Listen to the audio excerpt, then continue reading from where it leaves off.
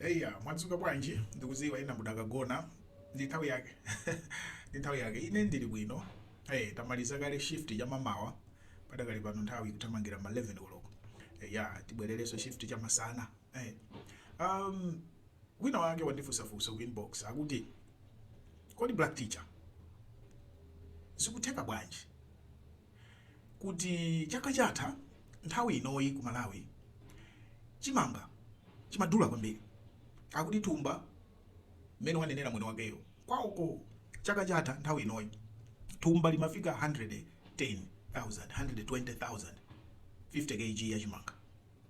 Akuti zikutheka bwanji kuti padakali panopa chaka chinochi thumba lija lili pa 50,000, less than half of mtengo wa chaka chatha. Kodi ndiye kuti Peter wa Mutharika nkulukuta moyo ndi dolo kwambiri zikukhala bwanji? Ndiye ndamufunsa kuti are you sure kuti chaka chatha magula di 100 chakuti? Akuti koma ndizikudabwisa takulakuti chichitika ndi yani? Chuchitika ndi yani? Izidi ajawa? Izidi awawa ano sopano amadziwa zinthu chasintha ndi yani?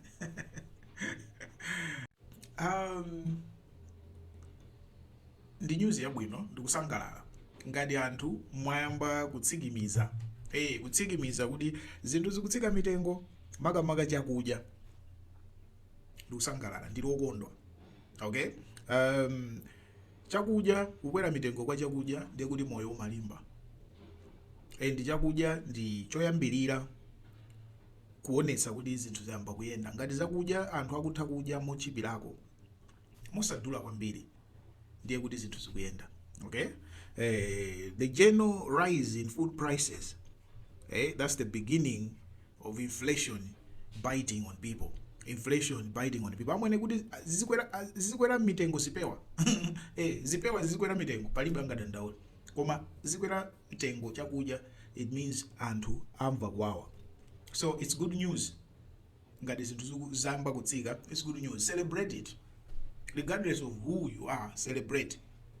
This is good news for everybody, good news for our country. Usachita za uthakati yayi. Takondwerani. Ndikuze ndinkhani. Last year, zanga wina ku Malawi, yemwe amapanga business. Komanso ndi mphunzitsi wa ku university za Malawi. Amagula machines ku China kunoko. And amandipeza lase tandithandizako. So as a friend I help. I help. Maga talking ndi ma supplier aja komanso kuwalipira ma supplier aja. Komano ineyo sinimakandama zambiri zoti ungakwanise kumulipirira wina aliyense. So what I do is ndimamuza munthu uja andipatse ndalama zake kuti ndigule ndi ndalama zake. Okay, so this friend of mine is very good guy and amandipatsa ndalama zake ndimagulira. And one time last year anapezeka kuti afuna alipire katundu uja wakonzeka zonse zili bwino, afuna alipire kwa shipping agent uja kuti katundu anyamuke. Akusakasaka ndalama yoti alipire. Ndalama ija ali nayo ku Malawi makwacha, koma akusakasaka ndalama yoti alipire munthu uja. Okay, ndalama sikupezeka. Inenso I'm busy with work. Akamutumiza message pa WhatsApp peza ndili kuntchito sinaone. Ndikamazaona too late like that. Ndalama zoti day 1 sana base, day 2 sana base. Pressure yamba kudani kukwera munthu uja afuna be ndalama yoti kulipiridwe. Ndiye ine ndinati this is my friend. Ndimulipirire. Ndiye ndamuza ase bweresa ndilipira. Okay, sindamuze kuti ndilipira ineyo. Ndinamuza kuti ndapeza munthu bweresa angokusinthira chani ndalamayi. Ndinamuza rate yosinthira ya tsiku limenelo lomene zinalire tsiku limenelo nampasa. Anandipasa ndalama ichi. Ine kumulipirira ndalama zija zasala mu account yanga ku Malawi. Okay, iye uja sakudziwa yani. Paka pano I think akaonera video ndi pamene adziwe. Sakudziwa kuti ineyo ndalipira ndi ineyo. Ndalama zili ku account wanga. Ine kulipira basi kubanduka. Iye uja zonse abanga zonse zatheka. Ine kumapita kuntchito. Kumapita kuntchito. Tsiku lina lake panali 3 days. Nthawi imene ndikupanga project ija ya nyumba ija mwayikumbukira. ndikuti ndifuna ndigule ma tiles ndi anandipasa quotation ya ma tiles ku Blantyre kuja ine ndalama ija nditumiza kumene ndingoonjezerapo tikagule ma tiles basi. Tsunaka mwene ndazuka linali Friday ndikumbukira linali Friday siku lopita ku msikiti siku lopemphera ndalikumbukira ndadzuka amwene ndikutime news ndikumva kuti kwacha yagwetsedwa ndi 44%. Value ya kwacha against the dollar yagwa ndi 44%. Sipanapite to 3 days ine amwene I panicked ma message pa WhatsApp kuti ndi komano nthawi ifana kusiyana kwa nthawi Malawi kuja akukona ablazi ine amene amandithamangisira zingine akukona ndikuchoka kuntchito masulo ablazi aja adzuka nawo ali kuntchito ndikuwauza ablazi kwacha yagwa ndi 44%. Apa basi mupite mukangogula matayo za jaleloli ablazi aja dikira kaindi tamange ndipeze mpata ablazi aja anapeza mpata amwene kupita ku matayo kuja modern tiles maizo modern tiles Blantyre apita modern tiles amwene modern tiles kuja akupeza atseka kufusa bwanji akuti ya akupanga kae calculate akupanga adjust mitengo amwene ine kenaka mmene amazapitaso mazulo kuti ya modern tiles ajamaliza mitengo yapangidwa adjust amwene kandalama kaja kacheperatu ndi half amwene mitengo imene ndipo ndinasiya zibwana zosinthaso anthu ndalama amwe ngati kuti ndipite kwanza ngaja ndikauza mane amwene dzana lija tinakuthandizani ndineyo kutero kwa pandaluza ndalama yambiri mwina Mungu ndonjezera kwinayo koma I said anyway a deal is a deal. A deal is a deal. Nanthandiza munthu I lost and it was a lot of money. One move. Why am I telling you this story? Chifukwa nthawi imene zidachitika zimene zizi people started speculating kwambiri. Ndi ndinapanga video kuti akuluakulu stop speculating. Mukumalankhula kwambiri the economy imayendera ma speculations.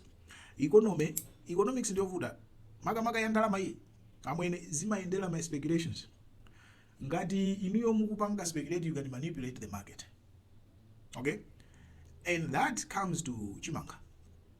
Okay? Ngati anthu mukuti chimanga chikwera mtengo chimafika 100,000 mwezi wakuti anthu amayamba kuchibisa chimanga chicha. Anthu akuchibisa chimanga chicha ndicho linga choti chikwere mtengo. Anthu akubisa ndalama zija ndicho linga zoti zidikire zikwere mtengo. Then mabeseka kuti you are living in a country ya mafake yoka mafigures wose are fake not real because people are manipulating the market. Izinto zija kumakwera mitengo chifukwa choti people are manipulating the market. That happens. Unfortunately, za chimanga ndi chimodzimodzi. People hide chimanga. Koma zimakhala zopoera. Ndichifukwa chake ine ndimanena kuti chimanga chija chisakhale cholima aliyense ya. In order to maintain stability ya mitengo ya zakudya, we need to do something. Number 1, ndimakhala ndikunena. Chimanga, staple food. Chisakhale chopangira ndalama, chopangira business. Kuti ndofuna ndipange business trading ya staple food. Kulima kwake kwa geni. No. No. Every country subsidizes their staples. Staple food ija every country subsidizes. Boma lima panga import kuti pa market papange pakale balance. Mitengo isakwere. You have to control that one. You have to be in control. Simungasiye mtengo wa chimanga kukhala manja mwa ma vendor. Kukhala manja mwa madobadoba mtengo wa chimanga. Yeah, madobadoba abangizana ndolo. Abangizana ndolo, abangizana sabwe. Kuti mati sabwe? Kobwe. Kobwe. Osadiza chimanga ya. Chimanga must be an issue ya national security, national food security. Then number 1, ma mega farms yacha. Tatiye ndipanga identify ma mega farms abasidwe ma licenses azidziwika tisapangeso za politics akhale anthu enieni odasilandira ma subsidy zonse za fertilizer subsidies muzipereka kwa ma mega farm. Ma mega farm aja akakulola asavutikeso ndi zinthu zambiri. Chimanga chawo chose mutenge chibwere ku adimagi chibwere ku national chani nkhokwe dziko. Basi chaka ndi chaka muzizo zoti ndi mwakuti. Mtengo wake uzikhala so wabwino. Sizoti enaso azibisa kuti mtengo kwere yes. zopanga magenezi tazilimani cabbage, limani tomato, limani apples, limani chani, mupange zimene. Koma not with maize. Maize is the lifeline. That's our staple. So kudos to whatever is happening now. I don't know exactly what the government is doing, Komano. For sure, I know something is being done well. And my message is, Minister of Finance, Minister of Agriculture, abwino kauka. Don't play games with food. I was in wouldn't take good thing. Yeah, mupanga matrader. Yes, mukulangula bwino. No. If you want business, do business with anything else. Mupema kwa yanu onijina jiri jose. Koma not with the lifeline. Chimanga. No.